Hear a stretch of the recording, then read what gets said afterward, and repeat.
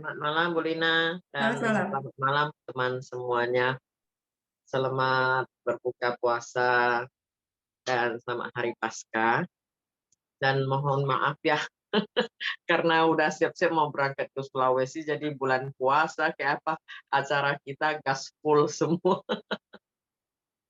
Mestinya tuh ikut buka puasa. Biasanya sih ikut buka puasa ke rumah si ini, si anu gitu loh. Mondar-mandir. Jadi biarpun nggak puasa tapi suka ikut buka puasa.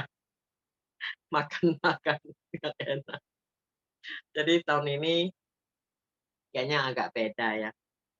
Nah, jadi bulan puasa pun, tetap tuh, untung sekarang ada rekamannya. Jadi bagi teman-teman yang nggak sempat lagi ibadah bisa nonton rekamannya dan mohon maaf juga ya kalau mengganggu.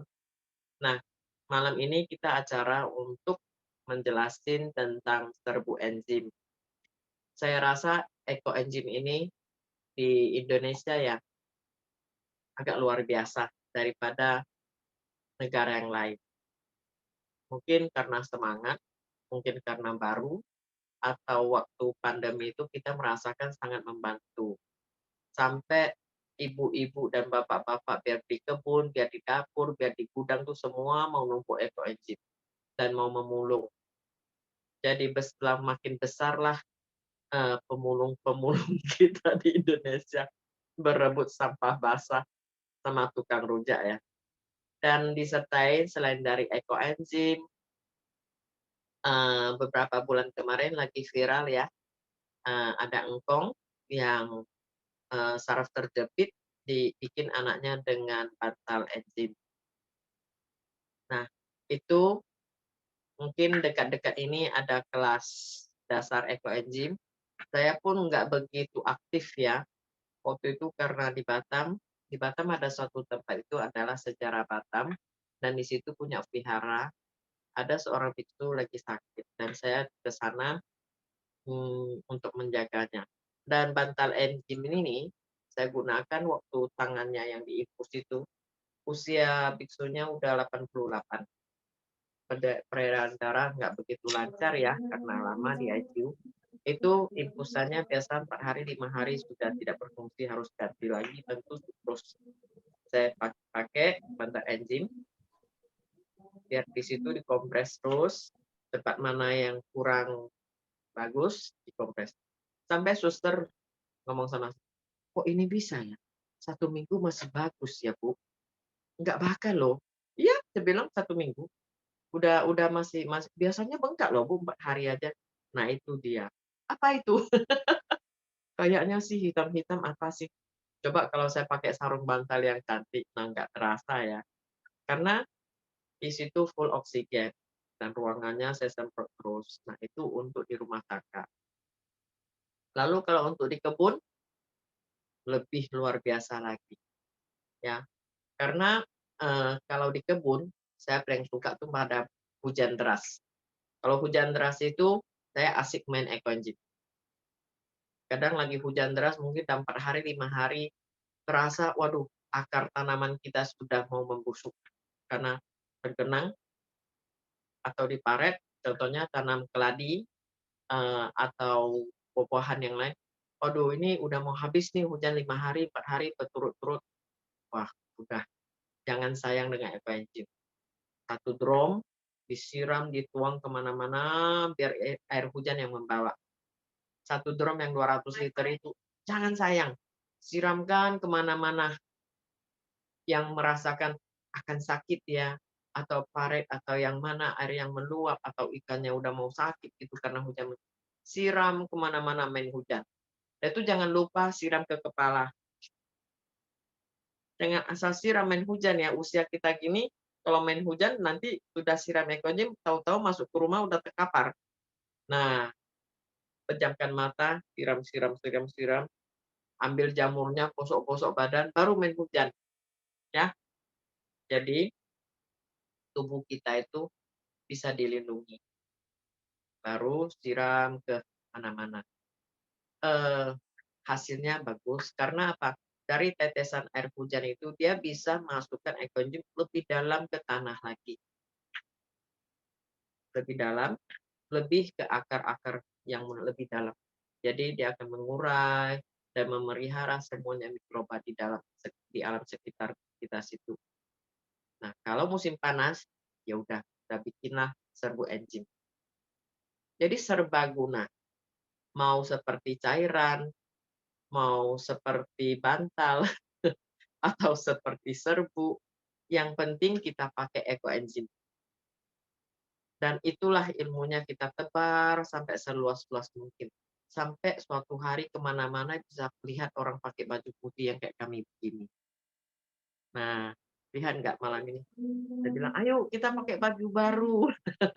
Jangan kalah sama tim yang ke Thailand kemarin. Ya, jadi eh, nanti sebentar lagi tanggal 9 kita di Jakarta berkumpul. Ayo kita pakai baju putih ini. Sampai ke Sulawesi. Lalu siapa yang boleh pakai seragam EEI? Sekarang yang admin ya. Admin tuh nggak dibayar gaji ya semua ya. Kadang sering kena marah 24 jam lihat, pantau di Facebook, nggak pernah dibayar gajinya. Kadang kena marah. Saya hari ini ada 2 yang japri komplain saya. Aduh gini gini gini gini. Itu sudah kebiasaan. Nggak apa. Mau marah-marah yang penting kita melatih kesabaran kita. Nah, siapa yang boleh pakai baju putih ini? Siapapun boleh. Yang penting kamu bikin ekoenzim yang benar dan cari link ekoenzim, link yang bagus, gula GMT. Jadi, tim kita bikin ekoenzim tidak sepele, tidak sembarangan. Ekoenzim kita tidak hanya 2 tahun udah bau septic atau makin lama makin busuk. Yang kita mau tuh makin lama makin wangi. Sampai ke 9 tahun kemudian, ekoenzim kita tuh tidak ada bau apa-apa lagi. Sama sekali nggak ada bau apa-apa lagi. Nah, itu baru energinya betul-betul menyatu ke alam. Itulah ilmu yang saya tanya ke Dokter Rosukon. Ini yang 2 tahun, ini yang 5 tahun gimana kita bawa sebotol kecil-kecil. Cium, cium, Dokter Rosukon. Yang sama sekali tidak ada bau itu baru jos katanya. Lalu semua mikroba kan ada batas waktunya, harus ditambah gula, kata kata yang profesor-profesor yang handal di Indonesia. Mikroba tuh harus ada makanannya, gulanya. Ya, saya tanya dengan Dokter Rosukon, kalau 10 tahun yang saya simpan ekoenzimnya itu, nggak pernah saya tukar air, nggak pernah apa-apa, nggak pernah saya buka. Kemana-mana saya bawa, saya ngobrol-ngobrol dengan dia aja, nggak pernah dikasih gula. Mati nggak? Enggak, dibilang. Kalau mati atau simpan dengan yang cara tidak tepat, nah itu sudah bukan ekoenzim lagi.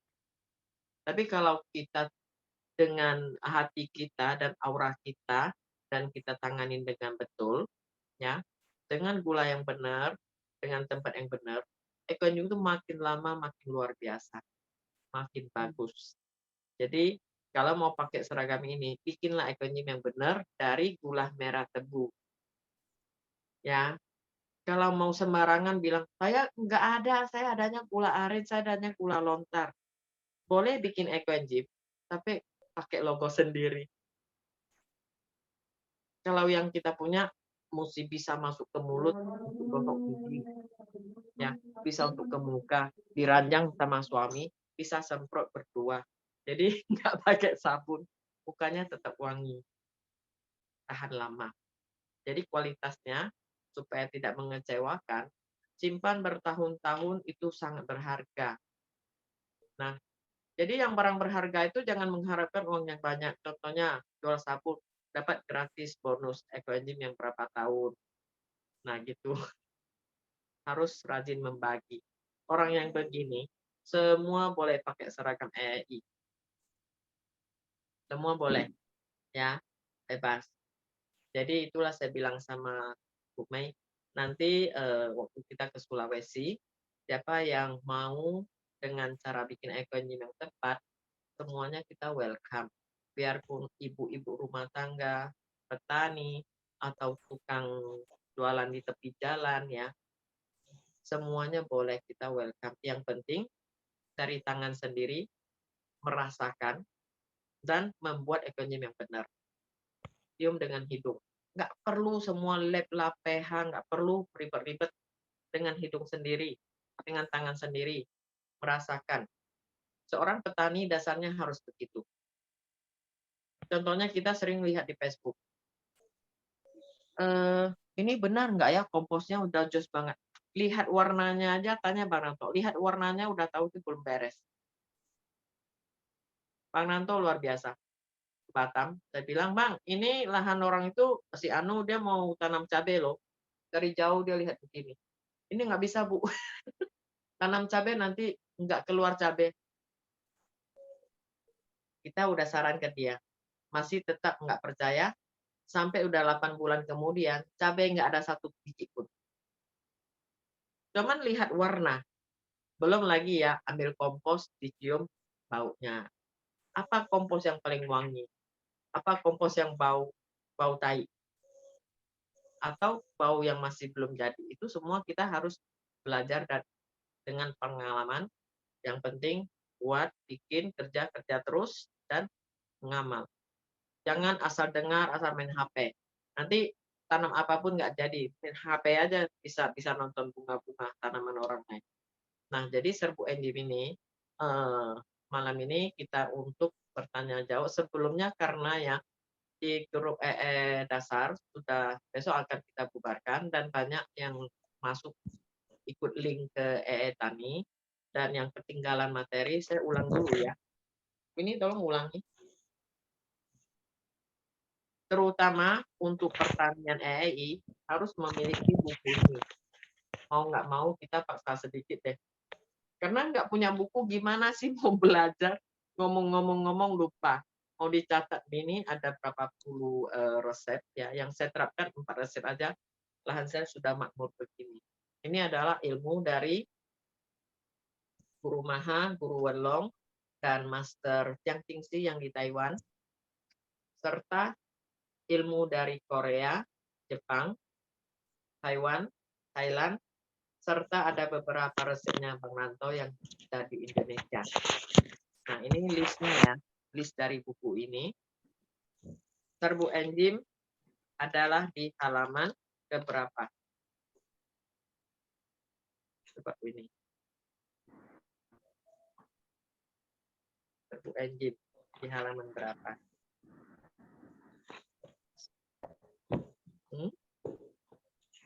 Di halaman 43, bubuk enzim. Ya. Jadi dari halaman pertama sampai halaman ke-51, itu banyak sekali ilmu-ilmu yang saya terapkan, cuma 4 resep aja udah ngeri. Jadi malam ini kita bahas yang halaman ke-43, bubuk enzim. Oke, terus yang perlu disiapkan adalah bekatul. Bekatul bagusnya sih bekatul ya, atau dedak. Dedak agak murah. Kenapa mau pakai bekatul atau dedak? Nah, itu adalah suatu yang sangat penting untuk mengundang semua mikroba yang ada di alam. Semua yang ada di alam. Yang penting kita sediakan lingkungan yang bagus buat dia, mereka akan datang sendiri. Jadi kita gunakan bekatul atau dedak, lalu ekoenzim 1 bagian, gula GMT 1 bagian, dan air. Lalu gula, air, dan ini kita jadikan satu. Kita jadikan satu, foto terus. Jadi gimana ukurannya? Ya, 1 gelas umpamanya, 1 gelas gula, 1 gelas air, 1 enggak, belum muncul. 1 gelas ekoenzim kita jadikan 1. Sudah itu kita ambil dedak, kita remas-remas kira-kira kayak orang bikin kue. Tapi jangan sampai kayak bakwan gitu loh ya. Tidak begitu basah, dipegang dengan tangan, dia tidak menetes. tetapi tidak terlalu hancur gitu loh. Iya betul. Nah, yang air, ekoenzim dan gula itu kita satukan ke botol, ya, mau semprot kek atau mau tuang pelan-pelan kek, kalau saya sih, nggak semprot, saya tuang pelan-pelan. Lalu diaduk, aduk sampai ngerata, kita isi ke goni. Ingat nggak zaman dulu ada goni kain yang dari tepung terigu segitiga, yang dari kain gitu loh. Kalau malah saya kadang pakai sarung bantal yang sudah nggak pakai. Nah, diikat, dijemur. Dia bisa tahan sampai 30 derajat Celcius, ya. Di angin-angin, ingat-ingat sering di popolak-balikin. Sampai dia sudah ada kering alami, kita bisa simpan di kaleng, simpan Milo. Kalau saya, karena di kebun ya nggak perlu begitu. Kebun asal gali lubang, asal tabur di bawah pohon. Tetapi kalau saya pulang ke Nagoya, keliling apartemen nggak mungkin saya buang sampah dapur. Jadi saya pakai tong ya. Saya pakai tong, lalu makanan sisa si Winnie dia sering masak sendiri itu. Kulit buah dan sebagainya, makanan tulang-tulang ikan gitu. Kita selapis-selapis kita tabur dengan serbuk enzim ini supaya dia lebih cepat mengurai dan menghilangkan bau. Dedak ini dia sangat ampuh untuk meresap bau-bau yang tidak bagus dan dia akan menghasilkan mikroba-mikroba yang bagus di situ juga. Kira-kira tong itu udah penuh, kita angkat ke kebun, kita campur ke kompos. Itu untuk ibu-ibu rumah tangga atau untuk kebun mini. Lalu terus lagi ini,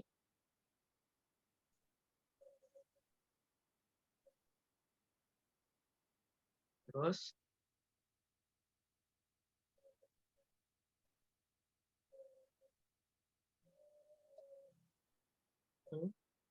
video. Nah, bukan. Ini ya. Ini video yang piara ayam. Sering saya bilang sama ibu rumah tangga, gak usah cari uang biar gak habiskan uang. Piara 2-3 ekor atau 10 ekor ayam petelur. Ayam kampung nggak bakal banyak telurnya. Ayam petelur 10 ekor. Setiap hari paling tidak Anda ada 5 biji telur. Biarpun dia kawin atau nggak kawin, pasti dapat telur. Jadi telur itu bisa kita makan, ya. Tele ayam itu bisa kita untuk campurkan ke serbuk enzim ini dan daun-daun yang tua itu kita bikinkan kompos. Jadi semuanya kita recycle di situ dengan makanan-makanan kita. Belum.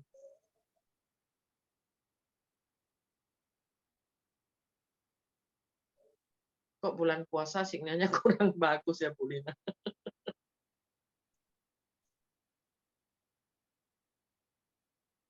Jadi suatu ekosistem, sambil loading saya sambil.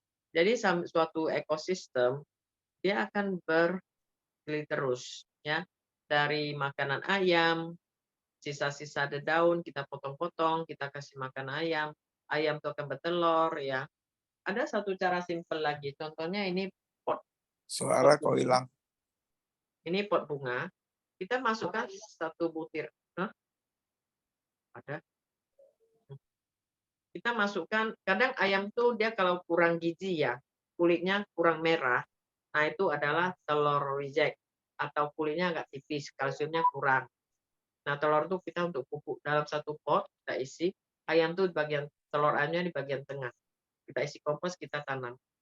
Sampai telur itu membusuk, mengurai, dia adalah pupuk untuk tanaman tersebut. Nggak bisa kirim ke Bu Lina. Bu Lina videonya kirim ke Ibu ya. Oke, Bu.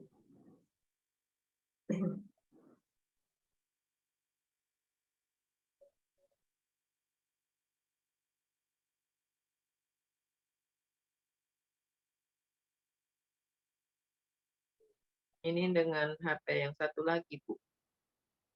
Ya, Oke. sebentar.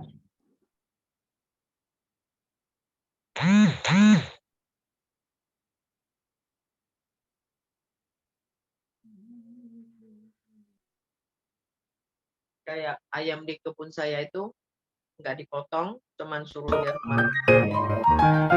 Ulang lagi ya.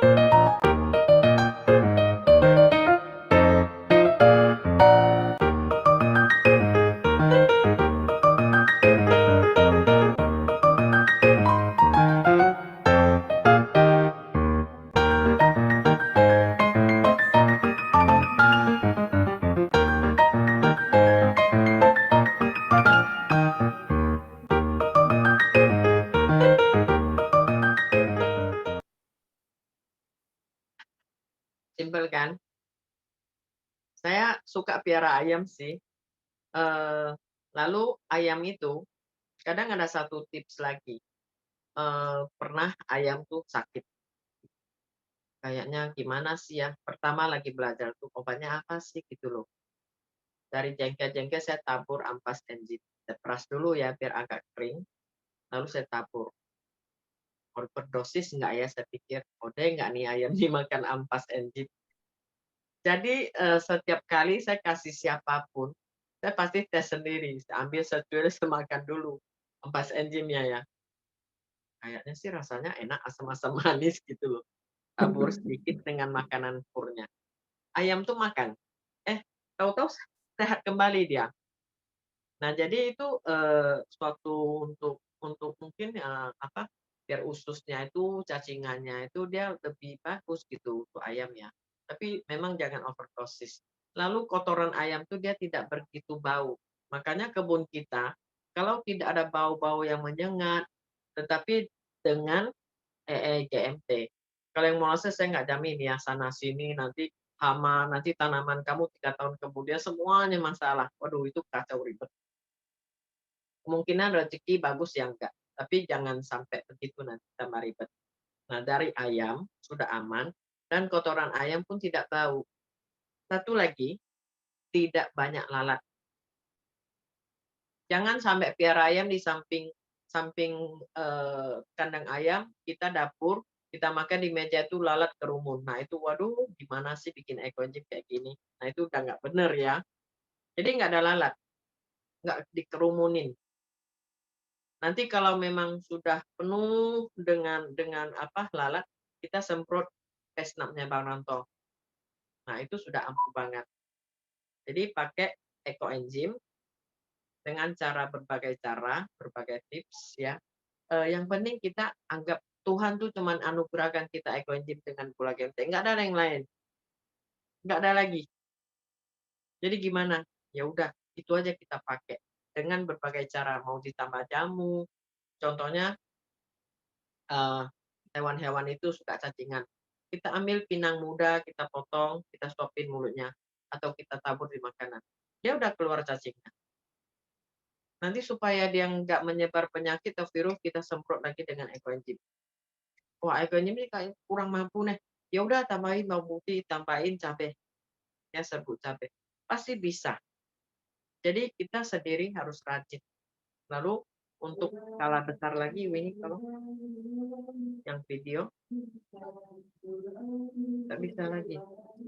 Kirim ke saya. Gawat. Udahlah admin ini kenapa? Boleh dikirim ke saya, Bu. Iya. Udah kamu pergi tidur.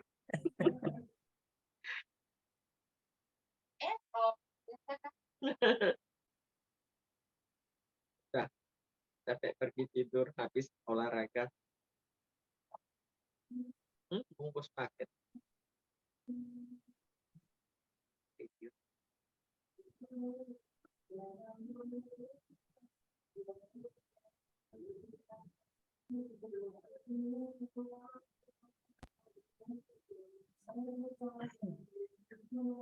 Sorry Bu, jadi Bu Lina putar yang terakhir ini video ini Bu. Yang terakhir video.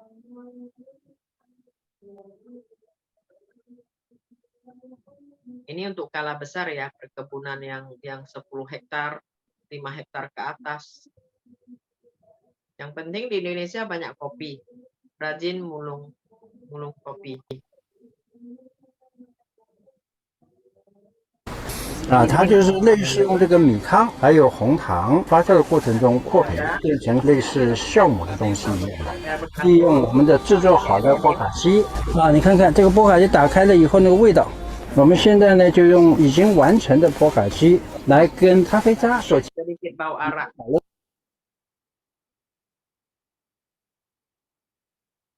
Waktu mau aplikasi dicampur 1:1 dengan serbuk kopi.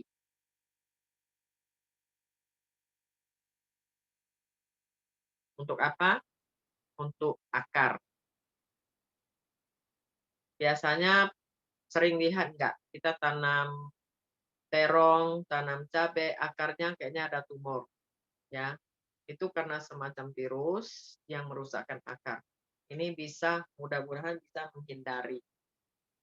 Betul, dengan sedikit air atau ekoenzim dengan GMT, yaitu dibiarin di dalam tong 1 bulan atau 2 minggu ya, terasa tuh ada bau arak. Bau arak langsung kita campur dengan serbuk kopi, kita tabur di keliling akar. Ini untuk skala besar. Untuk menghindari penyakit yang di akar dan hama-hama yang lain. Oke. Terus lagi cara untuk aplikasinya. Yang satu lagi ya Bu Lina ya, video. Yang video. Cuma itu Bu, videonya yang terakhir yang tadi. Nah, ini satu lagi Bu. Ini satu lagi.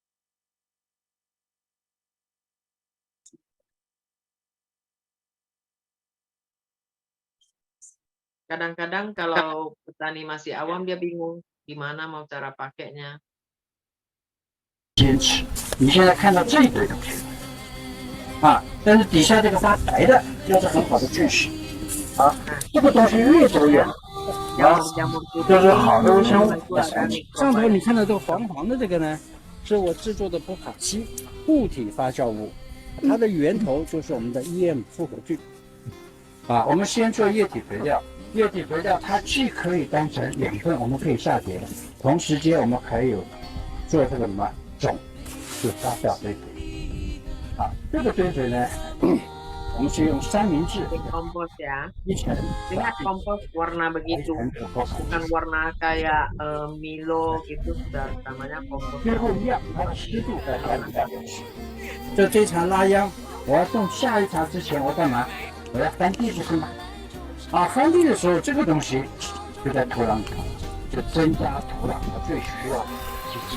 只要对它有好处的方法，你都可以随时用进去，那我们的土壤才会越来越好。Terus apa yang namanya kompos yang betul-betul? Coba lihat foto. Terus foto yang tadi saya kirim Bu Lina. Ada berapa lembar foto? 7 lembar ya foto. Pertama foto yang apa yang namanya kompos ini. Perbedaan warna. Ya, perbedaan warna tanah yang sudah mulai tidak subur. Kita harus piara bakteri-bakteri yang bagus di dalam kompos itu. Waktu mau tanam kita tabur lagi. Perbedaan warna antara begitu. Terus lagi Bu Lina. Nah, sudah itu lagi. Sering petani yang sering yang terjadi lahannya jamur. Halo. Kasih kurangnya anak wes, Dok. Sebentar ya Bu, saya ini Ya. dulu apa? Tipis.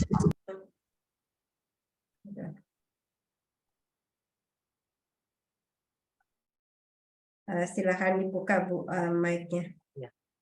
Nah, sering terjadi lahan-lahan petani, waktu mau jalan ke bedeng-bedengnya itu licin, berlumut semua. Kenapa? Terlalu sayang dengan tanamannya dan takut kalah, takut tanamannya kurang subur, overdosis. Terlalu banyak yang dikasih itu bukan tanaman mau menyerap. Tanaman tidak mau menyerap sebanyak itu, kasih terus sampai overdosis. Begitulah lahannya. Apalagi dicampur dengan pupuk kimia dan sebagainya ya. Begitu lahan berarti sudah tidak bagus. Yang kita perlu itu adalah terapkan aja, nggak usah ribet-ribet dari pupuk hijau ini. Terapkan beberapa macam dengan kompos. Seharusnya lahan itu adalah gembur, tanahnya gembur. Kita pijak itu kayak spring bed, ya, bukan licin, terpleset atau keras kayak aspal. Itu salah. Jadi kita pelajari warna kompos, kita tahu komposnya seperti apa. Kita pelajari tanaman tuh sukanya minum apa, makan apa yang perlu kita kasih. Jangan asal kasih tabur itu uang loh. Ya, rugi sudah, itu ngeluh rugi, ngejar omset. Nah, itu sudah salah. Jadi lahan yang begini ini udah salah. Ya, terus lagi Bu Lina. Nah, sesudah itu lahan yang sudah rusak, yang sudah penuh dengan racun, yang tanpa ada oksigen lagi, tanah tuh nggak bisa bernafas, lama-lama lebih banyak lumut-lumut dan dia akan membentuk merah, bukan merah karena kimia itu ya, akan terus lagi dia akan mengalir ke sungai-sungai. Sering saya bilang, kapan di Indonesia ya sawah-sawahnya bisa kayak yang saya lihat di Taiwan atau saya lihat di Thailand. Air di ladang, air di sawah itu adalah air kayak zaman dahulu, airnya rasa air, bukan kayak air busuk gitu loh.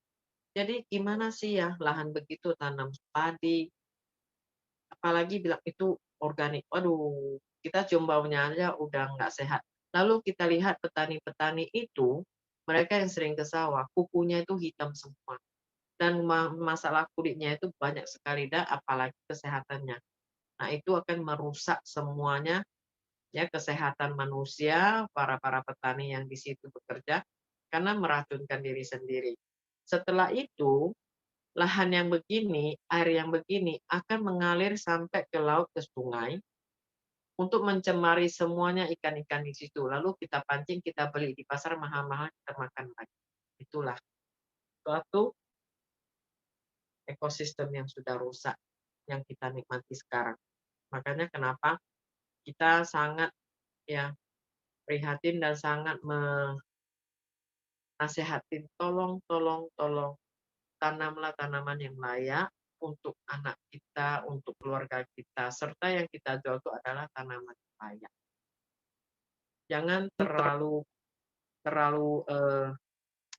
jadi seorang petani memang kita harus tanam apa yang kita perlu, apa yang mau kita makan. Jangan yang kita makan cuma setapak kecil itu, yang kita jual tuh semuanya kita semprot asal mau aja. Nah, itu nggak bagus ya. Terus udah habis ya fotonya ya Bu Lina. Nah, lihat sungai yang sudah tercemar, warnanya itu dan keliling tanamannya itu tidak bagus. Itu adalah air yang tercemar dan mengalir kemana-mana. Makanya tadi saya bilang, sewaktu hujan, kita siram Ekonjim atau PSP sebanyak-banyaknya, kesempatan untuk merubah lingkungan kita. Jangan sampai suatu hari air lautnya atau air sungainya itu sudah membusuk bau septic tank sampai berwarna jamur yang merah. Bukan hijau lagi ya, sudah merah. Itu sudah sangat bahaya. Oke. Sekilas untuk penjelasan. Lalu satu lagi tentang buku hijau kita. kita memang kerjasama dengan tim Guru Maha atau Master Wenlong untuk mentranslate buku ini. Diizinkan mereka. Master Chang Jingxi pun bilang, "Enggak apa Bu, translate aja." Bukan. Saya maunya ilmu guru kita itu terus-menerus membina kita. Biar saya jual berapa akan saya store sebagian dana untuk ke mereka. Enggak apa, ya tetap harus kita store. Itu guru saya, ya. Mereka biarpun dapat uang, mereka kan akan biayain ke ASO community mereka itu. Dan ASO community ini sangat luar biasa, biarpun mereka biksu-biksu ya, tapi lintas agama. Siapa kalau mau nginap di sana, belajar, itu nggak usah bayar pun nggak apa-apa, tapi harus bekerja, harus bertani, dan bertani dengan ramah lingkungan, organik, dan semua produk yang dia pakai itu harus ramah lingkungan. Contohnya, makan sayur-sayuran, dan sebagainya, harusnya yang organik. Sabun-sabun yang dipakai itu tidak boleh pakai soda api. Nah, jadi semuanya harus ramah lingkungan. Termasuk rumah-rumah mereka yang dia tinggal. Ya, usahakan yang natural semua. Jadi, dari Master Wonong itu dia ciptakan apa namanya kapsul PSP, apa namanya kapsul MPK. Tetapi sampai di Indonesia, yang satu bikin kita kecewa begini. Mereka ngaku dia pakai PSB. Ya, berapa puluh hektar, nah ini foto-fotonya ini PSB. Lalu dia hanya beli 1 biji kapsul PSB dengan kita. Kadang 1 biji itu untuk bertahun-tahun dia hanya tambahkan telur, dia hanya tambahkan air jakaba, lalu dengan kecap ikan kadang micin aja. Itu yang penting merah gitu loh. Yang penting dia ngakunya ini dari Bu Vera yang ngajar dari EEI. Bukan ya, sorry ya. Kalau itu bukan. Kita nampak dari mata itu merah. Tetapi mikrobanya apa cukup nilainya? Kualitasnya cukup enggak? Boleh jualan masing-masing, tetapi enggak usah cara begitu. Ya, saya lihat di grup ada juga teman kita nggak usah sebut namanya. Dengan dengan jamur jakaba, sudah itu masukkan ke telur, masukkan micin. Wah, ini G1. Itu bukan G1, itu memang bakteri PSB yang alami. Tetapi bukan yang maksudnya dari Master Wenlong yang bukan Thailand itu gitu ya. Ada juga di Batam, mereka saya kasih ambil coba. Tetapi di grup pertanian di Batam itu mereka jual PSB. Warnanya tuh kayak sirup es Bandung. Sama sekali itu tidak nyatu gitu loh. Tapi mereka jual. Ya silakan mau jual siapapun boleh, tetapi enggak usah pinjam nama kita. Ya, itu aja saya untuk supaya tuh siapapun boleh masing-masing cari makan. Contohnya Eco Engine. Saya tanya sama asistennya Dokter Rosukon, saya tanya dengan asisten, boleh nggak Eco Engine dijual? Karena di Indonesia bilang Eco Engine nggak boleh jual. Siapa yang bilang? Dia bilang, salah loh. Dokter Rosukon bilang bikin Eco Engine ini untuk membantu ekonomi atau membantu ibu-ibu rumah tangga untuk meningkatkan pendapatannya. Siapa bilang nggak boleh jual? Dia nanya saya begitu kan. Makanya saya bilang di Indonesia siapa yang bilang Eco Engine nggak boleh jual? Tetapi jangan sembarangan. Ikutilah caranya. Contohnya PSB. Siapapun boleh jual, tetapi jangan bilang itu adalah dari Master Wenlong, dari kapsul dari G1. Nggak ada hubungan, 1 biji butir pun nggak pernah beli. Kalau dia merasakan handal, hebat, pasti ada hasil lab. Betul nggak? Yang punya kita udah punya hasil lab, punya internasional, sudah lomba juara 1, itu pun, ya aduh berapa lah. Coba hitung Bang Nanto, 1 liter cuma dapat berapa? Murah meriah, itu sudah termurah di semua bidang untuk biaya buku itu loh. Nah, itu aja. Oke. Terus kita lanjut ke untuk tanya jawab ya. Atau Bang Ranto bisa sampaikan sepatah dua patah? Ya, Bang Ranto, master yang saya akui ya di EI master pertanian tuh Bang Ranto. Ya. Ya, Bu, bisa. Nah, ini kan baru pulang Iya, pula ini. saat ini. Sebentar, sebelum Bang Ranto itu saya perkenalkan dulu Bang Ranto ya. Saya share videonya sebentar. Video sekilas Bang Ranto namanya. Jadi Bentar. sebelum saya umumkan Master EI untuk pertanian masih belum ada yang lain, belum saya umumkan tuh bukannya. Kenapa saya percaya Bang Ranto orangnya cerewet. Dia nggak suka KW-KW-an.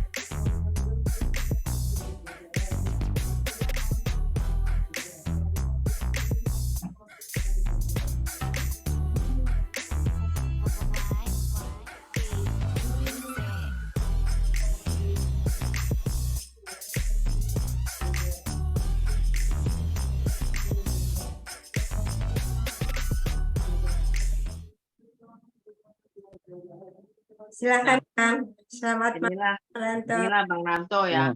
Jangan Selamat lihat, malam, Bu. ya, jangan lihat kami ini jelek-jelek ya, tapi kami bekerja keras loh demi petani organik.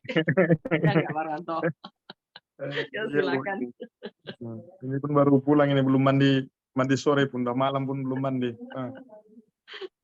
Baru siap tanam cabai organik di Demprot kelompok Sapo tadi. Ya, baik Bang. Silakan Bang, bisa kasih. Murid Bang Ranto di Tani kan sudah banyak ya. Untuk sepatah dua patah untuk murid-murid Bang Ranto. Kalau saya di Tani tuh kadang masih ngaco. Masih lagi belajar. Ya, silakan Bang. Ya, selamat malam semuanya, teman-teman. Ya, jadi untuk menuju mandiri pupuk bagi petani itu memang sangat sangat sulit kalau kita agak pemalas dan punya gengsi. Ya, jadi syarat utamanya harus nggak ada lagi gengsi-gengsinya lah. Seperti saya sendiri mau mulung sampah di pasar, cuci-cuci lagi, dirajang lagi, baru fermentasi. Begitulah sistem saya selama ini. Jadi udah 1 tahun lebih ini saya mengedukasi petani bukan dari mengajak mereka secara ngomong. Jadi mereka sendiri udah datang ke sini untuk belajar menjadi petani mandiri pupuk. Jadi bulan Februari kemarin saya ada dapat rezeki, jadi udah bangun juga rumah belajar pertanian organik di Kutabangun, dan bisa juga anggota-anggota kelompok pun ikut mengajar di situ supaya pengetahuan pembuatan pupuk ini lebih bisa cepat menyebar. Begitulah. Jadi kalau untuk macam yang dulu-dulunya ke sana ke situ setiap hari mungkin nggak sanggup lagi. Iya, kadang Jadi, sampai di rumah jam 1, iya. jam 2 malam. Aduh, besok pagi-pagi kemana? Padahal besok Jadi, Paskah ya. iya, jadi selama ini di masyarakat kan banyak kita dengar keluhan-keluhannya tentang pupuk. Malah menyalahkan pemerintah, menyalahkan apalah. Nah, tapi bukan zamannya lagi kita menyalahkan pemerintah, zamannya kita hidup berkarya. Kalau kita ketergantungan ke pemerintahan terus, akhirnya kita pun tambah bodoh nanti terus. Jadi kalau kita di dalam kesulitan seperti ini kita punya karya, jadi kita pun tambah berpengetahuan. Nah, kita pun tambah berpengetahuan, pemikiran kita pun tambah, arahnya pun makin positif. Nah, dan kejiwaan kita pun udah agak dewasa dia. Jadi kalau kita dengar keluhan-keluhan petani macam langka pupuk urea lah, padahal urin hewan pun udah bisa kita fungsikan pengganti urea kan. Asal ada 5 ekor kambing kita udah bisa kita dapat udah bisa kebutuhan tanaman kita entah 3 hektar, 5 sampai 5 hektar bisa lah. Cuman 5 ekor udah bisa kita seperti tanaman jagung udah mencukupi itu urinnya khusus untuk pertanian 5 hektar. Jadi itu semua semangat dan kemauan itu saja. Nah, kurang lebihnya kalau ada kita gabung di grup bisa share di situ, bisa anak di situ apa kekurangannya bisa kita saling tukar pikiran. Nah, dari situlah kita bisa sama-sama maju dalam pertanian organik ini. Terima kasih Bu Lina. Terima kasih Bang Ranto, semangat terus selalu ya Bang ya. Ya. Terima kasih juga kalau Bang Ranto itu sangat membumi ya, jadi sangat rendah hati, pantang ada yang tanya pasti dikasih tahu dan tidak pelit ilmu. Jadi sekarang terpulang ke kita sendiri, apakah kita mau semangat dan mau turun gitu, terjun. Nah itu kalau kita cuman hanya nanya-nanya tapi tidak melakukan ya sama percuma gitu, jadi nggak dapat hasilnya. Sedangkan Bang Ranto itu sudah share ilmu dan pengetahuan dan pengalaman itu dengan tanpa pamrih ya. Karena gini, walaupun kita dapat ilmu, tapi kan tanah itu di tiap daerah beda ya. Tanaman juga begitu beda ya Bang. Jadi kita harus putar otak ya supaya bisa melihat yang cocok dengan tanah kita. Betul Bang, begitu. Iya, harus kita sesuaikan Bu. Jadi kalau pernah saya cerita juga, kalau memang tulus, alam ini akan memandu kita secara alami. Jadi udah dikatakannya sendiri apa kemauan alam itu. Kadang-kadang nggak ke situ pun tujuan kita udah datang sendiri kita ke situ. Ya, inilah penyakitku, beginilah mauku. Baik, jadi tadi ada Bang Ranto pertama itu mandiri pupuk itu solusi buat pertanian, dan yang kedua itu kalau kita ada kemauan ya, jadi ini quote dari Bang Ranto, kemauan dan kita mau memberi atau sesuatu untuk alam, maka alam juga akan memberitahu kita gitu ya, memberitahu jalannya. Udah jelas Bu. Nah, jadi alam kita ini kan kalau limbah kan udah mubazir. Jadi kalau kita mengolah limbah, kita kan udah mendapat 2 keuntungan. Limbahnya kita olah jadi mendapatkan pupuk dan lingkungan kita pun bersih. Ya, baik. Terima kasih teman-teman. Mumpung ada Bang Ranto, juga ada Bu Vera, silahkan mengajukan pertanyaan di chat room. Nanti dijawab oleh Bu Vera dan Bang Ranto. Jadi kita punya 2 master di sini. Silakan tanya jawab, boleh ditulis di chat ya, atau bisa angkat tangan dan mic-nya dinyalakan. Silakan. Satu lagi saya tambahan dikit. Saya lihat kok di Batam dan di tempat lain saya lihat ya, mereka tanam tanaman buah sistemnya sistem telanjang. Ngerti nggak apa yang maksudnya sistem telanjang? Pohon sudah itu bawahnya tuh disapu bersih sebersihnya, sampai kadang akar aja nongol di luar. Lalu waktu kami ke Thailand, ada beberapa dari tim kita itu dia bilang gini, aduh, sampai kita tuh pikir kita sudah maju di Indonesia, kita udah pinter. Yang kita salah itu cuman yang paling TK gitu, paling TK, malah playgroup. Iya saya bilang, contohnya ya, pada bulan ini, saya tanam pohon matoa. Matoa cuma 1 pohon. Teman saya tanam 2 hektar. Saya nggak kasih apa-apa ya, cuman daun-daun semua saya sapu-sapu ke bawah situ. Kadang ada potong sisa-sisa dari ekoenzim, contohnya daun-daun lengkuas, saya tabur juga di situ. Paling tidak itu 20 cm tebalnya. 1 pohon itu dibanding dengan yang 2 hektar itu hasilnya sama. Lucu kan? Sampai saya ajak beberapa teman pergi lihat, saya bilang, kalau matua saya mungkin kurang ya 50 kilo doang untuk makan. Tahun kemarin Bang Ranto ke Batam masih sempat makan juga musim matoa. Itu 1 pohon. Sisa 2 keranjang besar untuk Bang Ranto datang. Nah, yang teman saya itu, dia rajin sekali nyapu. Setiap pagi itu di bawah pohon tuh daun-daun disapu, dibakar. Jangan, saya bilang, jangan bakar, tolong jangan bakar.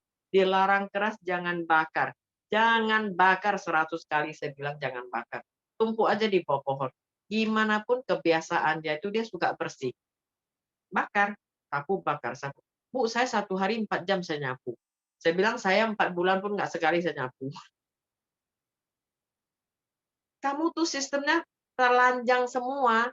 Tanaman tuh nggak dilindungi, telanjang. Apa namanya telanjang? Panas ya mati, hujan ya basah. Nggak ada perlindungan. Ditumpuk. Jadi semuanya mikroba yang kita lihat, kuman-kuman kecil, entah apa-apa, semuanya hidup bebas di situ. Mereka mengurailah, memupukkan, semua mereka kerja secara alami. Kita jangan tahu. Yang penting di bawah pohon tuh kita lihat ya, wah setebal gini tuh ada putih-putih sedikit. Nah itu sangat penting. Durian kayak apa semua. Jangan bakar sekali lagi. Tapi dia suka bakar. Nah akhirnya yang 2 hektar itu, entah berapa puluh pokok matuanya itu, adalah sedikit-dikit, paling 5 kilo. Saya bilang yang punya saya 1 pohon itu, tumpuk kayak tong sampah saya bikin, tapi non plastik ya. Nah itu sampai saya kasih banyak orang loh. Bedanya di situ. Nah jadi makanya kemarin kalau nggak salah Bu Nani, waduh Bu, kita ke Thailand ini ya, ke kampus pertanian, ke tempatnya mantan Menteri Pertanian, kita salah di Indonesia itu salah yang playgroup. Sistem telanjang semua dibilang gitu. Iya, semua bedeng tuh nggak ada, dibersihin, dikasih apa tuh musang ya, plastik tuh. Mestinya itu kita pijak itu kayak spring bed, semuanya daun apa dijadikan kompos. Nggak ada yang dibakar, nggak ada yang dibuang. Nah itu ya, oke. Oke, ya ini sudah beberapa pertanyaan ya. Ini dari tadi sudah mengajukan pertanyaan. Kemudian ada yang angkat tangan, Ibu Eva Mustika Andrea dan Ibu Hikmah. Ini dulu Bu. Izin tanya Bu Vera, kalau sudah diangin-angin, tunggu berapa lama bubuk enzim siap dipakai? Terima kasih. Ada 2 cara. Yang satu cara adalah dikeringkan sampai kadar airnya kering, simpan di kaleng, kayak Milo. Yang satu cara lagi adalah kelembapannya itu lembab-lembab, simpan yang kayak di video sampai terasa bau alkohol. Wangi, enak gitu loh. Kayak sedikit arak. Nah, itu boleh 2 cara. Tapi kalau yang basah itu harus kedap ya, kedap udara. Oke. Yang kering itu harus kering, jangan setengah-setengah kering basah gitu. Lalu dihabiskan dengan jangka waktu yang pendek. Oke. Oke, terus Ibu Eva Mustika ini rajin sosialisasi ekoenzim di Sumatera Barat ya Bu ya. Silakan dinyalakan ya, mic-nya Bu Eva.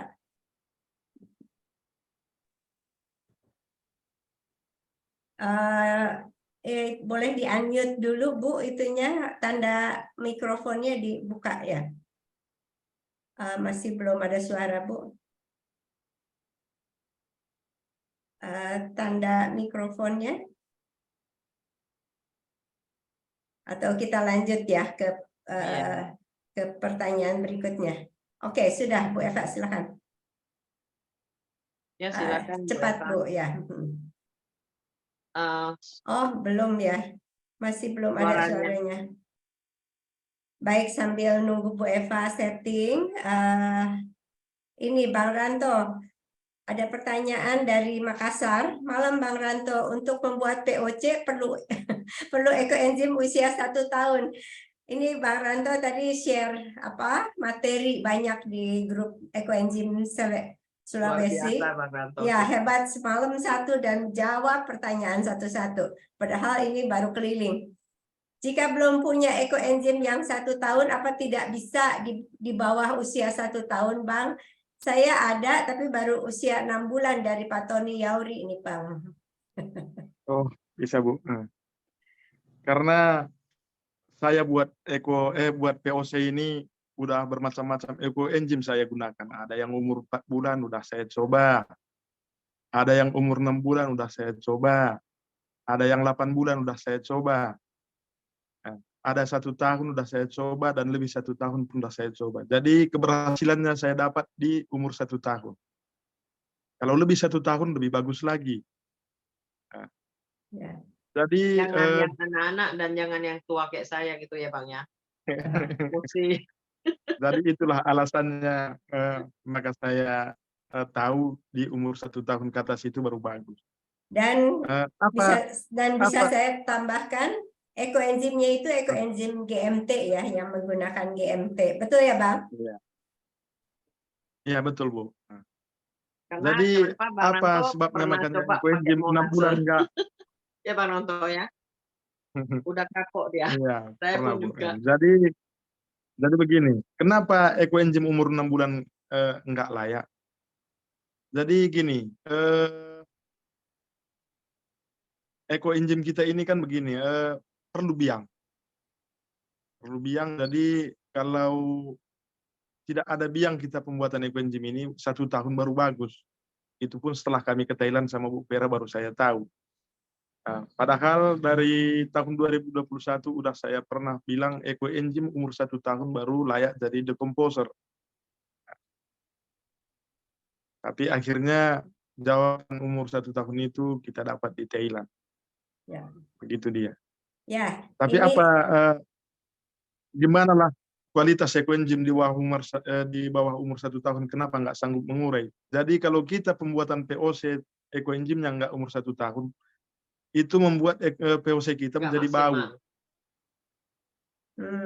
nggak maksimal. Terus Ya. kita aplikasikan pun hasilnya nggak maksimal. Malah mengundang hama juga nanti itu. Ya. Itu Baik. dia, Pak. Terima kasih Bang Ranto. Jadi kalau belum punya ekoenzim yang 1 tahun, mungkin syaratnya gini, jadi dari sekarang buatlah ekoenzim yang banyak, itu nggak akan rugi. Betul nggak Bu Vera ya? Dari Betul. sekarang nabung ekoenzim yang banyak itu pasti akan kepake, karena waktunya kita nggak bisa beli waktu gitu. Jadi rajinlah bikin ekoenzim. Kalau belum punya mungkin harus nunggu dulu atau beli dulu yang punya 1 tahun. Kadang sekelip mata 1 tahun pun udah lewat. Iya, waktu itu Saya berjalan dikit-dikit cepat. kadang sekelip mata kok yang ini udah 2 tahun ya belum panen, yang itu kok belum panen lagi. Sekali lihat di bawah ranjang kok itu dia udah 7 tahun. Apalagi kok lihat kok ada lagi yang 2 botol lagi yang 15 tahun. Ya, karena kalau kita bikin ekoenzim banyak-banyak, kita panen seperlunya kan, yang lain disimpan tuh jadi tabungan kita. Dan Oke. beda lagi, kalau kita udah keluar kota, contohnya nanti saya ke Sulawesi, nggak tahu kapan pulangnya, mungkin 1 bulan ya, dari Jakarta ke 1 bulan saya pulang.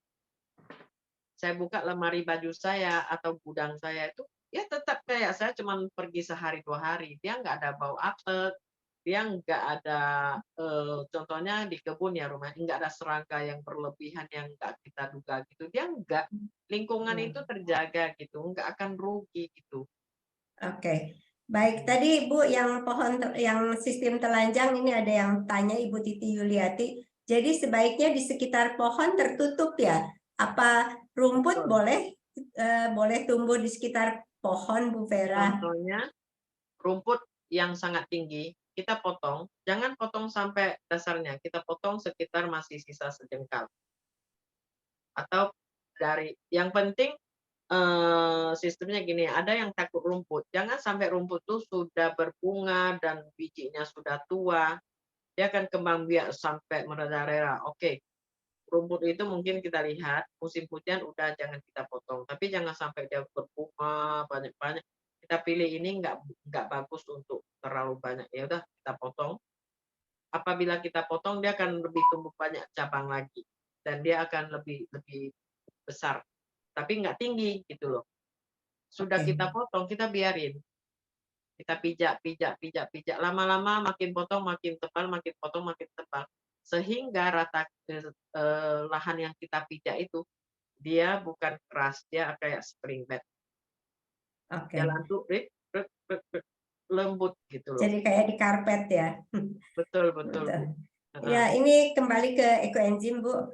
Ya, dan serbuk enzim dari Stephen Manado. Ini petani-petani Sulawesi ini lagi semangat-semangat sekali ya. Bu Vera, untuk bahan ekoenzim sebagai pembuat serbuk enzim, EE-nya berusia 1 tahun, yang baik ya, Bu? Ya, yang baik 1 tahun. Tapi kalau nggak ada gimana? Ya, ini tadi Pak Kalau nggak ada ya Tony, pakai ekoenzim aja dulu. ya, dicoba dulu. Ini juga tadi Pak Tony Yauri, siap Pak, terpaksa harus menunggu atau beli. Jika ada yang punya area Sulawesi, saya mau beli biar segera diaplikasikan.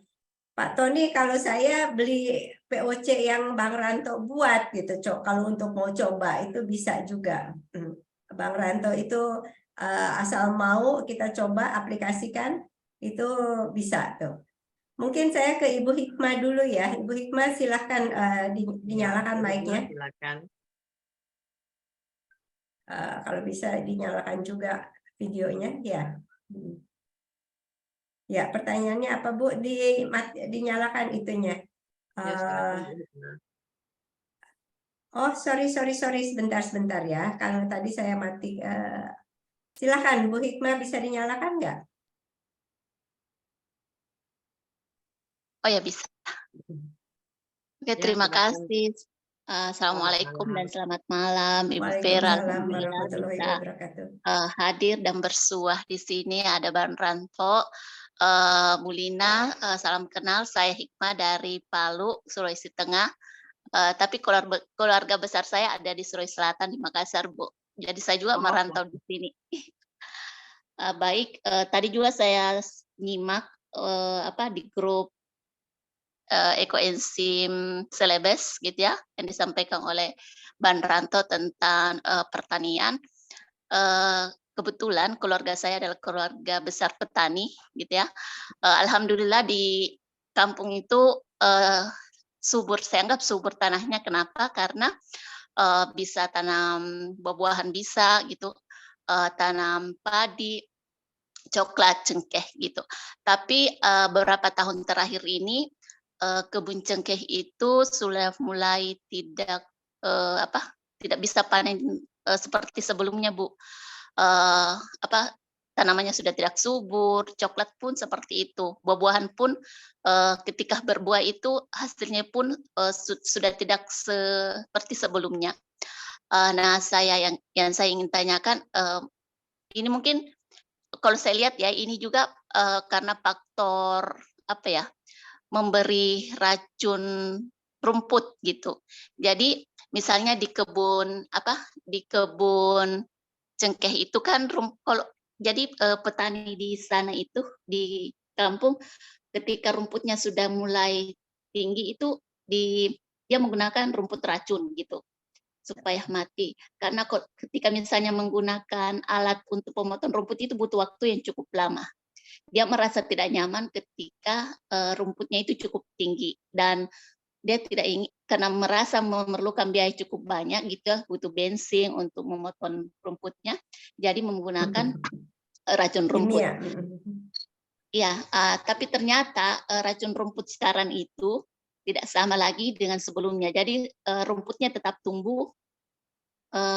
Ketika dikasih racun itu tidak maksimal begitu, akhirnya menambah dosis. Nah, ini adalah suatu kesalahan besar menurut saya gitu ya, karena menyebabkan tanah tidak subur seperti itu. Langsung pertanyaannya Bu Hikmah.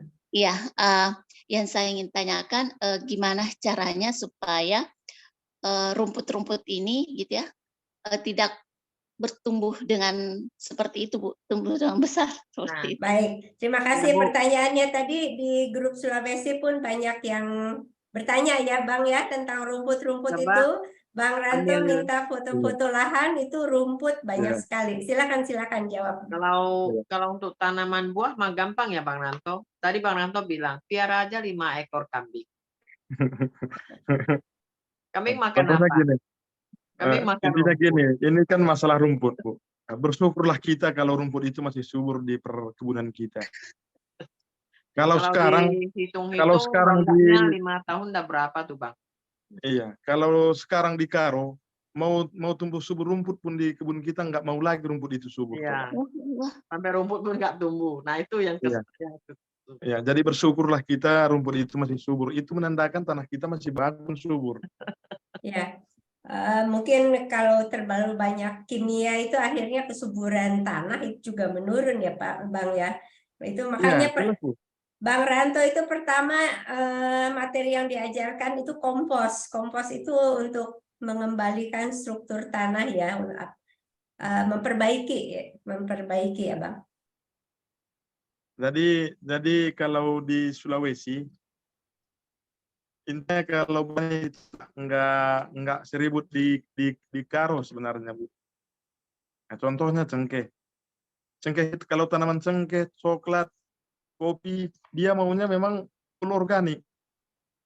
Kalau tanaman yang disebut ini tadi nggak suka dengan kimia. Bahkan pakai parfum aja Cengkeh nggak mau kalau ya. kalau di, iya, kalau cengkeh contohnya kalau kita pupuk pakai pupuk kimia, buahnya banyak dan akhirnya mati begitu rata-rata. Nah, mati Oke. mendadak dia. Baik. Jadi kalau tanaman yang 3 jenis ini baiknya full organik pun malah hasilnya lebih bagus daripada kita menggunakan kimia. Nah, Harus jadi pelan-pelan kepada ya. Ibu yang di Sulawesi tadi, bersyukurlah kalau rumput masih subur di kebun kita. Itu saja, Bu. Terima kasih. Ya, nanti organik itu mulainya pelan-pelan, kemudian tapi nanti hasilnya manis. Bu Vera, ini kembali lagi ke serbuk enzim ya. Tadi ada pertanyaan dari Pak Trigunanto. Saya nonton video serbuk enzim di Facebook. Di video itu saya baca komentarnya yang sudah buat serbuk enzim, tapi muncul belatung. Kira-kira kenapa Bu kalau muncul belatung? Itu karena terlalu basah, dan itu dibiarin, nggak dijemur. Tapi kalau memang yang tadi saya bilang simpan di tong masih basah-basah gitu ya, ya belatung itu kan mengandung protein dan belatung itu bisa hidup berapa lama aja, paling 3 minggu. Maggot ya, seperti maggot 3 minggu dia. Dia kalau bisa terbang dia keluar dia berkembang biak, kalau enggak dia di sana jadi protein. Kalau untuk skala besar itu nggak masalah, tapi kalau ibu rumah tangga mah Geli. loncat-loncat dia. Jadi Protein jemurnya ya. harus jemur kering, Ya. lalu simpan di kaleng. Jangan asal-asal tutup itu, ya belatung, entah apa-apa datang semua. Oke. Memang kalau kita belajar bertani ini ya, pasti ada tahap ke tahap. Saya pernah Bu, cerita konyol, sampai di Tanjung Batu, saya belajar dengan kulit udang. Wah, wangi sekali kulit udang di Batam, udang kering di Batam mahal banget. Ini kok kulit udang ya sampai dipoya-poya di situ untuk pupuk sayur gitu loh. Jadi 1 polybag saya masukkan 1 genggam, campur tanah bakar di situ. Tahu-tahu hujan seminggu. Hari itu pagi saya bangun, mungkin ada berapa ribu ekor ulat itu lagi masuk ke pintu. Sampai cepat-cepat saya pun, waduh ini betul-betul PR ini. Disapu, dikumpulin sampai merinding gitu loh. Jadi itu tahap ke tahap kok. Bikin ekoenzim pun pernah juga sampai penuh maggotnya Belatung. ya belatunya. Maggot Dia ya. aja mau muntah gitu loh. Kenapa gitu? Oh rupanya waktu kita bikin pupuk kan ada musim hujan, musim panas ya. Kalau musim panas mungkin semut-semut tuh suka sembunyi di bawah tong ee. betul nggak? Sarang Ya. semut semua. Tapi kalau musim hujan, di bibir-bibir, contohnya ini botol ya, atau wadah. Di bibir-bibir drum atau Basah. wadah itu harus dilap. Kalau enggak semuanya telur-telur belatung itu di situ. Karena hujan mereka gampang kembang biak. Jadi setiap mungkin pada musim tertentu kita harus angkat, kita lap bersih. Kita udah tahu oh kapan dia mau bertelur, kapan dia mau kembang biak. Jangan duduk manis nggak dibiarin gitu, tahu-tahu kok ekoenzim saya udah hitam, kok penuh belatung. Nah itu karena kurang perhatian. Besok saya ke belakang mau dilapin tong. Anak bungsu kita ya. Baik, Bu Eva Mustika, silakan Bu. Tadi angkat tangan, dinyalakan mic-nya. Ya, makasih Bu. Ya. Saya kebetulan juga sampai ekoenzim ya Bu ya. Saya juga bikin POC masih dengan menggunakan ampas ekoenzim. Tujuannya untuk tanam cabai skala rumahan, hanya beberapa polybag. Bentar ya Nak ya. Beberapa polybag. Boleh nanti saya panggil kembali kasihan. Ini sketchnya lagi. Silakan Bu, kasihan. Sama-sama. Pak Nur Ahmad, silakan nyalakan mic-nya Pak. Pertanyaannya apa Pak? Kalau bisa nyalakan video juga. Ya, Pak Nur Ahmad, silakan. Dari mana Pak? Suaranya belum jelas nih. Udah dinyalakan? Sudah dinyalakan, sudah tidak ada, tapi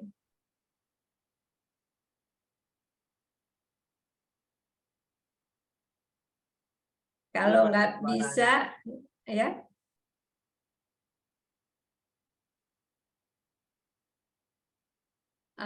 Ini nyalakan Pak, mic-nya nyalakan ya, silakan. Suaranya nggak kedengar.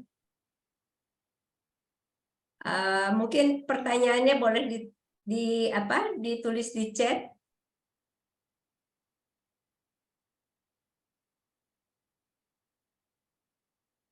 Ini Bu, sambil nunggu Pak Nur Ahmad, tadi ada Bu dari Bu Weliana ya.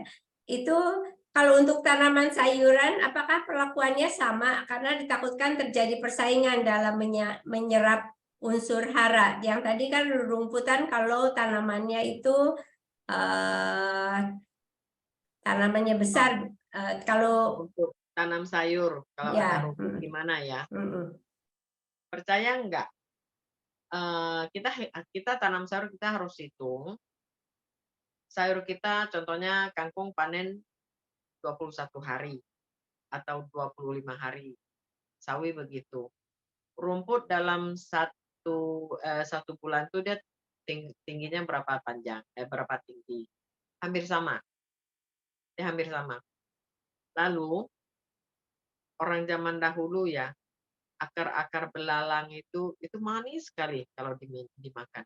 Banyak rumput yang enak jadi obat. Jadi kalau kayak di Follow Farm di guru saya yang di Johor itu ya, mereka tidak campur rumput. Pertama waktu pengalaman dari 10 tahun lalu itu dia sampai membayar gaji ke orang untuk campur rumput di bedeng sayurnya. Tapi tahun kemarin saya pergi, Master Alek, sekarang kok kayak nampaknya hijau banget karena saya lihat jauh. Sekarang kita nggak campur rumput lagi, Vera.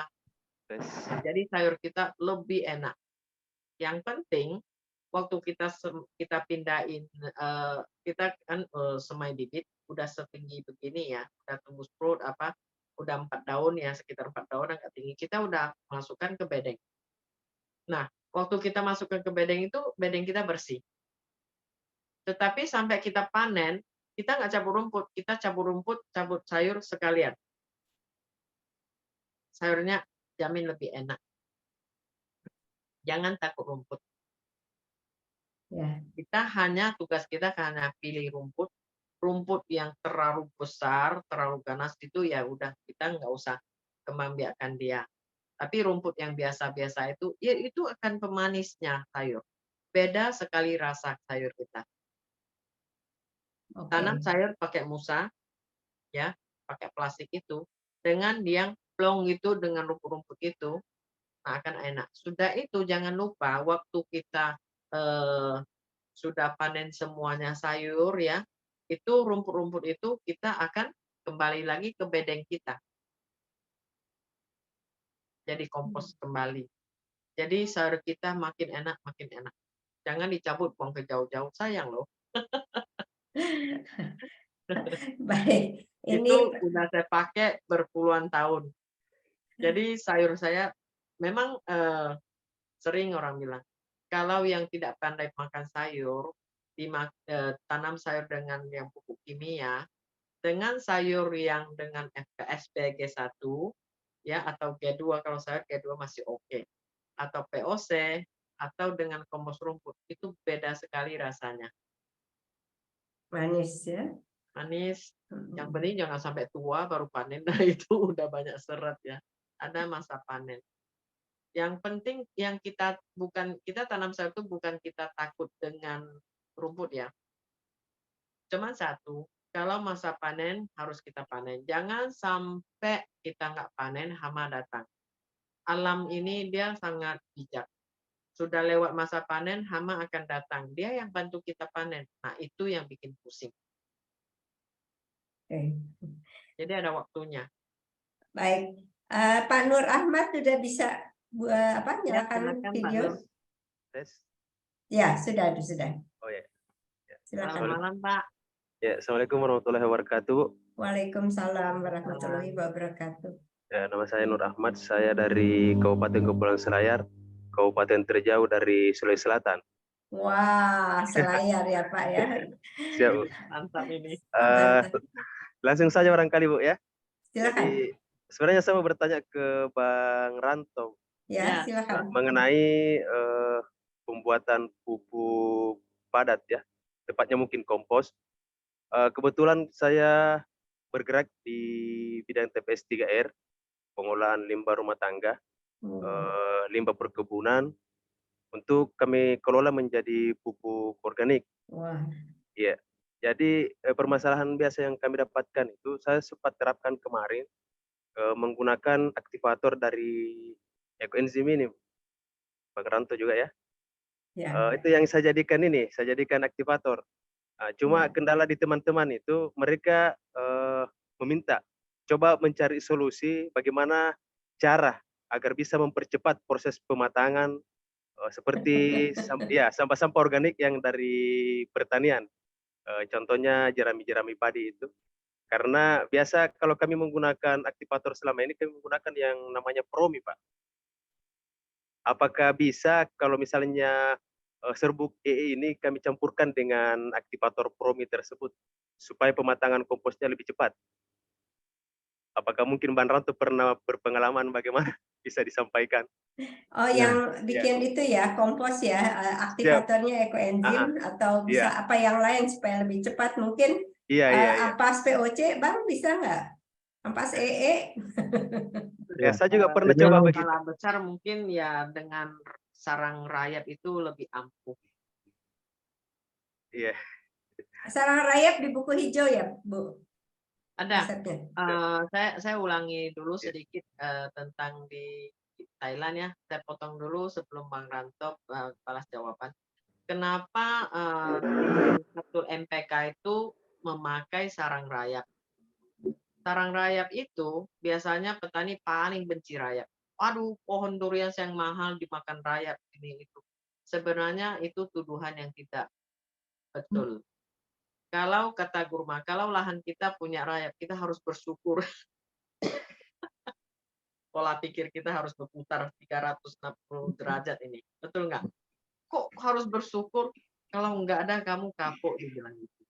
Rayap, tanam 100 pohon durian, itu di bawah rayap, sarang rayap itu ada suatu lubang, ada jamur yang kayak anggur itu 1 kilo berapa puluh juta loh. Dan tidak bisa dengan teknik apapun untuk mengakalin dia seperti itu. Satu lagi, yaitu di bawah itu kan ada yang kayak jamur eka anggur yang super mahal, mahal daripada ginseng.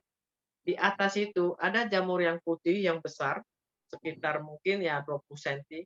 Itu jamur yang sangat enak. Sering di Indonesia ketemu. Itu hanya di Sarangraya ada. Diakalin dengan cara teknik apapun tidak bakal. Nah, jamur yang kita nampak sejos begitu, jamur mikroba yang kecil-kecil, itu belum lagi kita hitung. Makanya, kalau kita ambil sarang rayap, kita piara dengan bubur ya, bubur nasi bubur, kita piara, nanti dia tumbuhlah jamur-jamur itu yang setinggi begitu, itu baru kita bikin kapsul MPK.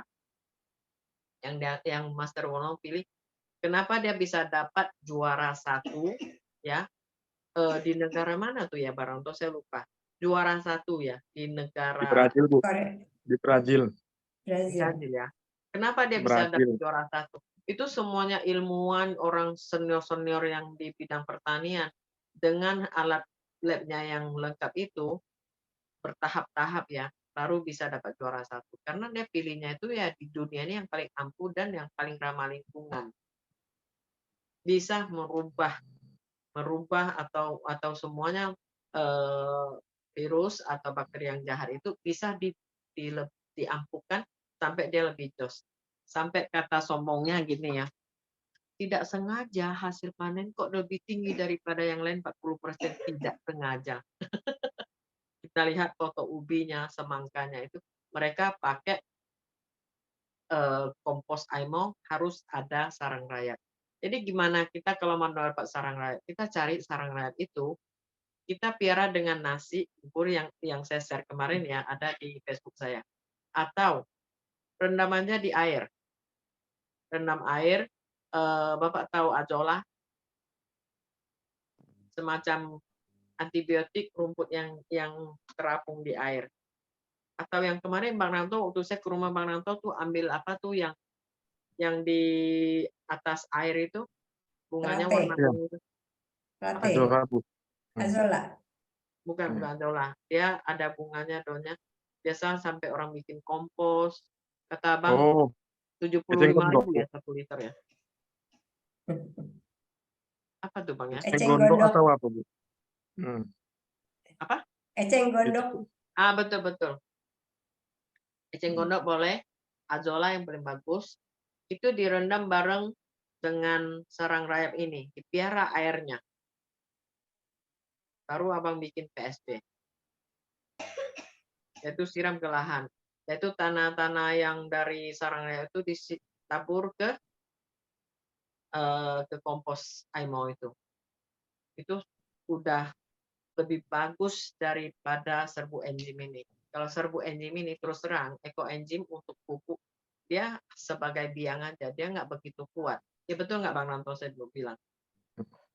Betul, Dia Bu. sebagai biang aja, dia bukan pupuk. Jadi Oke.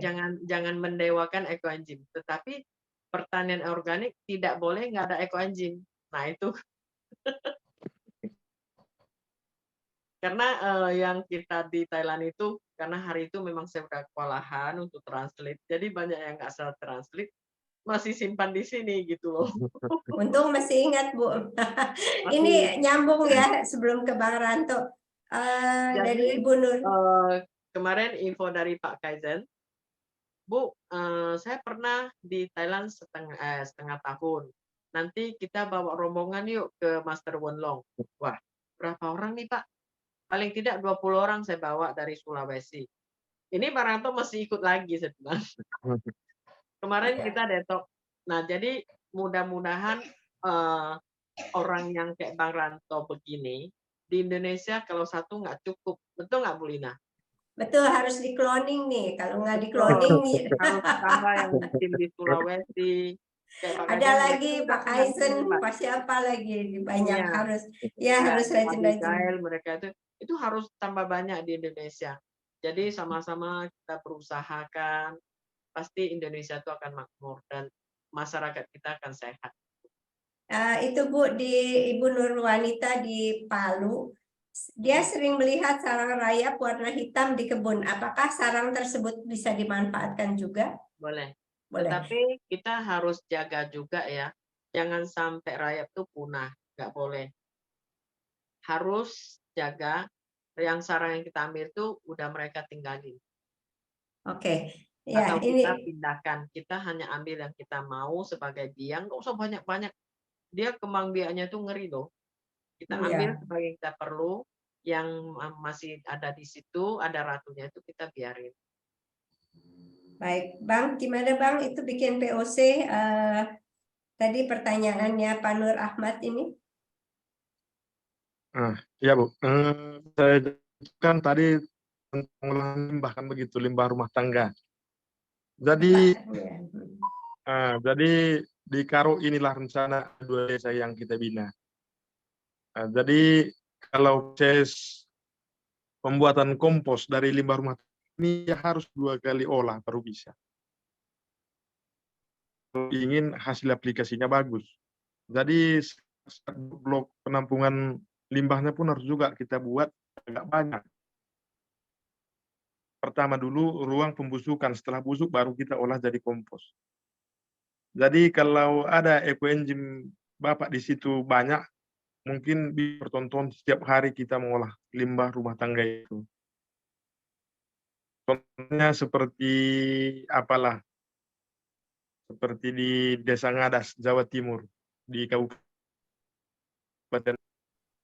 Saya ditelepon Pak Mistono kemarin, kalau kami di sini Pak, udah 95% telah buat ekoenzim. Jalan lagi yang cuma jalan udah 2 drum per kakak. Jadi kalau sistem-sistem mereka itu dah segala sesuatunya kalau berbentuk limbah udah mereka olah jadi pupuk.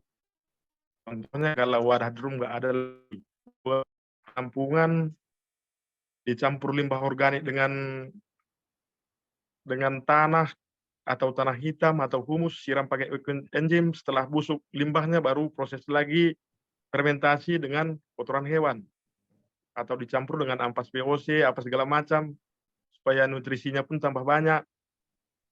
Nah, jadi itu sistemnya, asal mau Pak pasti akan Keluar jalannya. bisa menghasilkan kompos yang baik. Gitu. Pak Nur, gimana? Masih ada pertanyaan lanjutan? Ya, saya kira sudah cukup ya. Sama seperti aplikasi yang kami laksanakan di sini, Bu. Ya, Bagaimana? jadi kalau bionya untuk pengolahan pengolahan kompos dari serbuk-serbuk kan Pak, itu kan nggak asam. Itu pH-nya di atas 8 mungkin basah itu pH-nya kan. Jadi kalau nggak asam dia nggak akan bisa mengurai yang bau. Jadi kalau proses pertamanya dulu wajib kita menggunakan ekoenzim biar baunya langsung terurai. Setelah pembusukan baru olah kedua kali Pak. Siap. Nah, jadi begitu dia. Nanti kalau ada waktu Bapak jalan-jalan ke Medan, kita punya rumah kompos juga di sini Pak. Nah, bisa belajar pembuatan kompos yang bagus di sini. Rumah komposnya Bang Ranto itu besar. Ya. Oh, itu Saya sempat lihat di Facebook itu, Bang. Ya. Mantap. Jadi kalau ingin menuju petani mandiri harus begitu. Walaupun ada hasil panen kita, wajib kita mengembalikan ke alam. Iya, membuat alat-alat kita supaya lengkap semua, seperti rumah kompos, apa segala macam, drum. Itulah buat jadi perhiasan dulu Pak. Setelah nanti udah matang semua, baru bisa beli yang lain-lain begitu. Sekarang jangan beli emas dulu istrinya. Siap. Nanti lama tunggu gitu. Nggak lama, cuman sering waktu berjalan 2,5 tahun atau 3 tahun. Udah 3 tahun lagi katanya kalau jadi dibeli. miliarder itu. Pak Nur Ahmad ikut grup itu ya, ikut BAG apa aja, EEC Sulawesi ya, dan ikut lihat Facebooknya Bang Ranto juga ya. Ya, Siap, siap, Bu. Iya. kalau si rajin itu pasti dapat ilmu gitu. Jadi nggak usah nunggu disuap, tapi kita bisa belajar. Itu Bang Ranto itu, Pak Nur ya, Pak Nur Rahmat Iya, ya. iya, iya.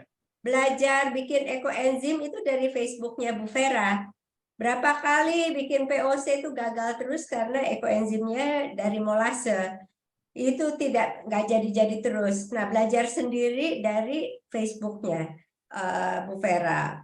Sampai merah Tapi matanya. ini Ya. bikin bingung. Kata Iya. Bang Ranto dia belajar ke Facebook saya. Padahal saya belajar sama dia juga. Sama-sama Mungkin master sama di dua-duanya. Sulawesi gitu juga. Mungkin saya harus belajar sama Pak Nur Ahmad, sama Emeng. Ya, kita alam Eti. ini kan kita sama-sama belajar. Itu pun Iya. di Sulawesi itu banyak yang belajar ekoenzim, malah bahkan sudah dapat Mama Jelly hanya belajar dari Facebooknya Bu Vera. Jadi tahu-tahu mau ikut ekoenzim dasar ternyata udah master. Jadi kalau kita ada kemauan pasti ada jalan gitu untuk belajar. Iya. Terima kasih Pak Nur Ahmad, sukses Kasih, Bu. terus ya. Siap, siap, siap. Kasih, Bu. Iya. Ada pertanyaan lagi Bang, ini Bang, apa mengenai ini agak melenceng ya, tentang nanya untuk ini nih sawit itu perbandingan EE-nya berapa untuk sawit, apa mau dijawab di sini atau nanti ya? Kalau Bu Eva sudah siap Bu Eva?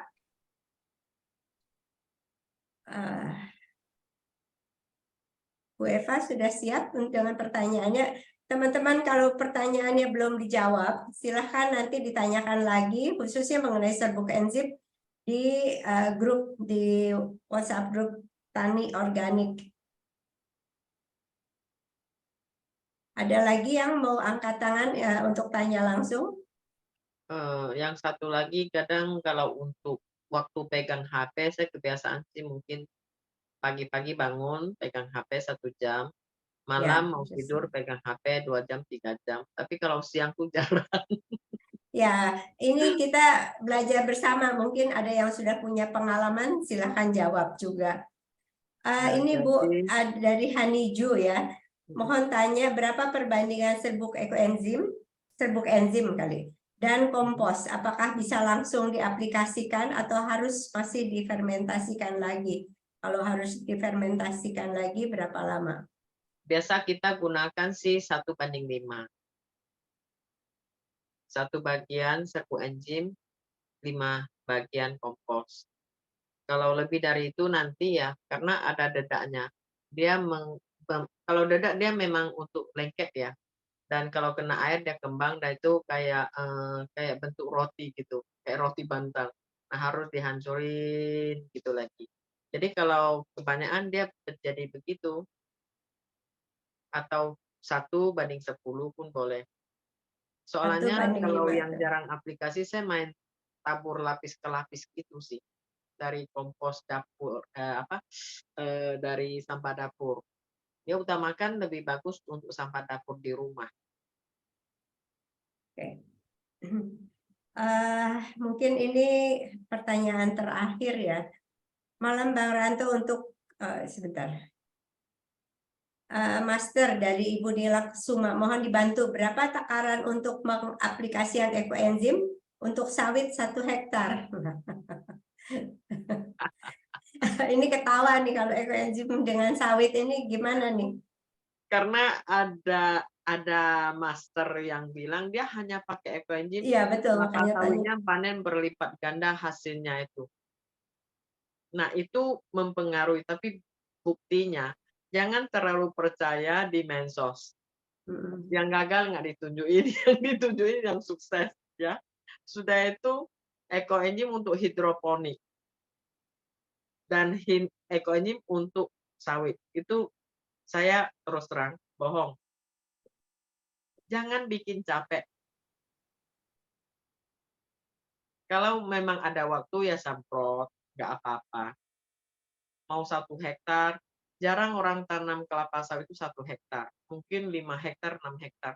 Kamu pikul drum ekoenzim itu atau pakai kendaraan, itu kamu nombok. Terutama nombok. Kedua itu lucu. Semprot kemana sih? mau pakai drone yang 50 kilo bisa tabur gitu. Yang nggak terkejar. Dan itu hasilnya itu nanti kelapa sawit Anda itu tumbuh daunnya mengkilau tetapi buah kurang. Betul nggak Bang Ranto? Bang Ranto lowbat katanya Bu HP-nya, jadi sudah off. Ya, ya. Ini makanya Nah, itu kita. hidroponik. Wah, ekoenzim pakai hidroponik. Mana ada perlawanan dia dengan pupuk kimia AB-mix itu. AB-mix. Iya. Ya. Jadi nggak usah.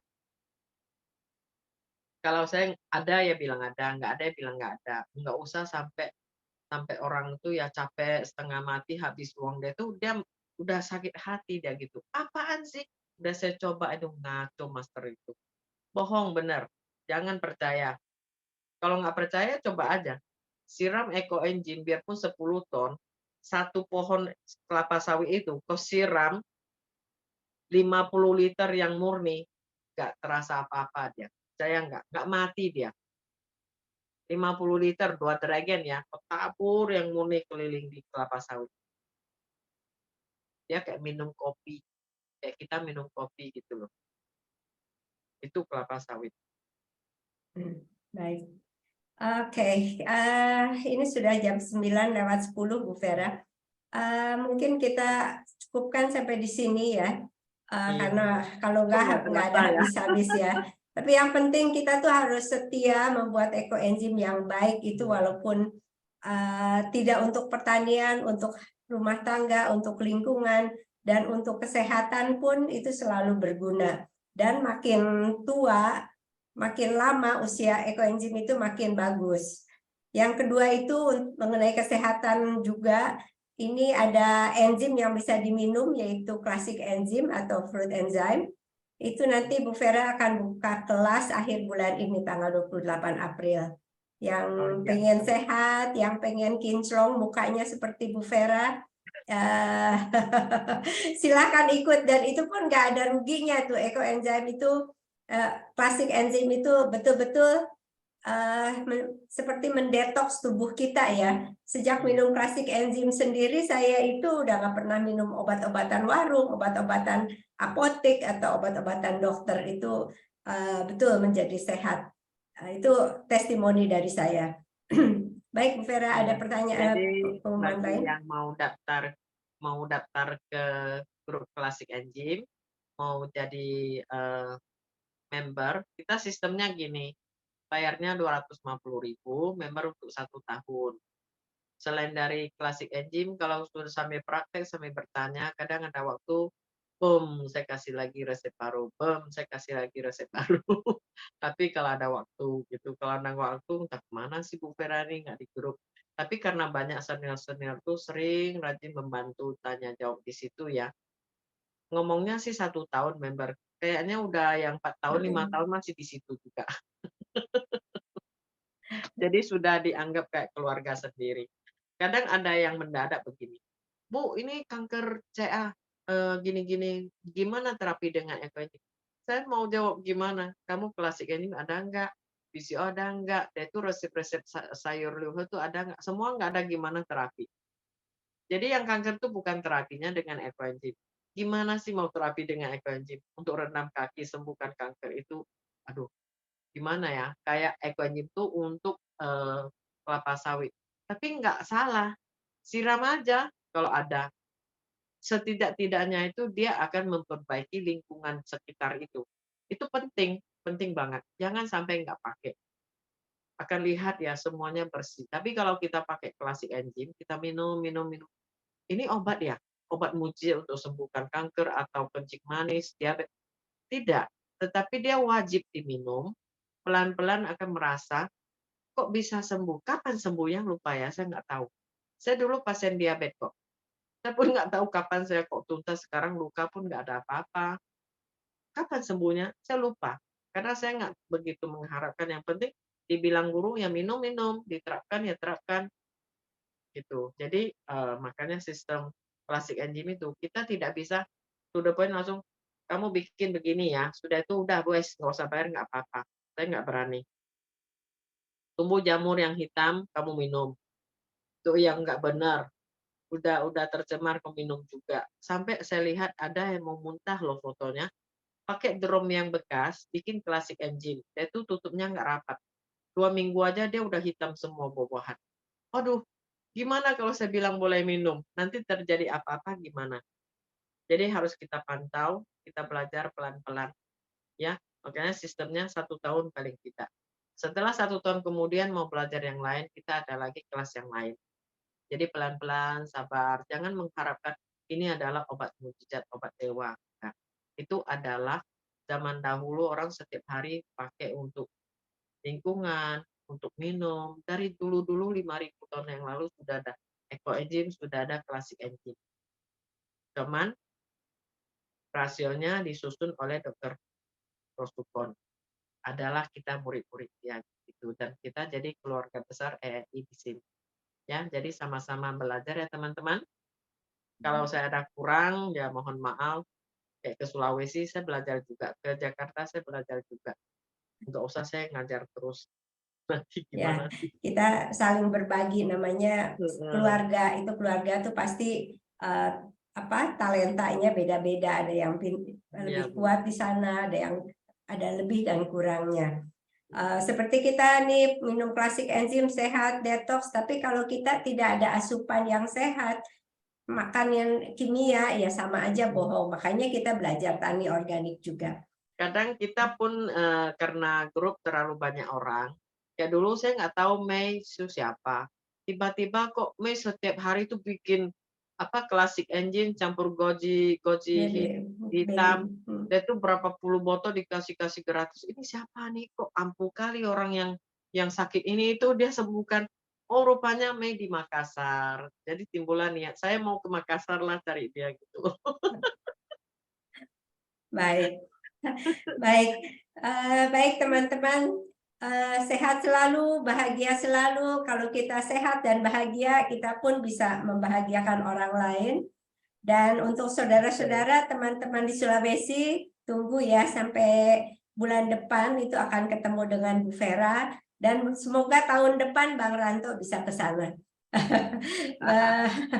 Ya, baik, kita cukupkan sampai di sini. Selamat malam untuk semua. Terima kasih Bu Vera sekali lagi. Winnie, terima kasih. Bang Ranto, dan juga terima kasih untuk pertanyaan-pertanyaannya. Selamat malam, selamat beristirahat. Sampai jumpa di grup atau di Zoom yang akan datang.